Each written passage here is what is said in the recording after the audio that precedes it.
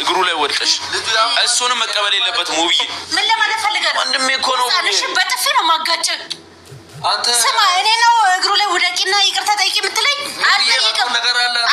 ምን ታረጋለህ? ችግር የለብኝም። ምን ታረጋለህ? ንገረኝ እስቲ። አልወድቅም፣ ይቅርታ አልጠይቀውም።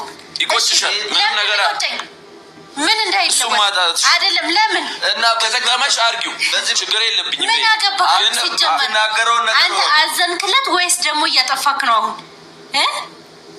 አንተ እኔ ነኝ ጥፋተኛ? ፈልጌ ነው። ከዚህ በኋላ አፍ እንዳከፍትብኝ። እሺ ይበቃሃል፣ ይበቃሃል። ምን ሆነ ነው አንተ? ገባክ? ከፈለክ ወንድም ጋር ገደል ግባ። ልንገርህ አይደል?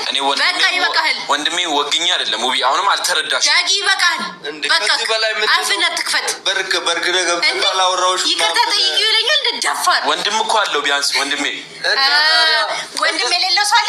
ምን ለማለት ፈልገህ ነው? ወንድም የሌለው ሰው አለ መሰከረ? ይቅርታሽን ተናገሪና እነግረዋለሁ እንጂ ይቅርታ እንደጠየቅሽው ከዚህ በኋላ ማለት ከብላይ አልፈልግም። እሺ እንደዚህ አይነት አላውቅም። ባለጌ ምን ተመረዘ ነው?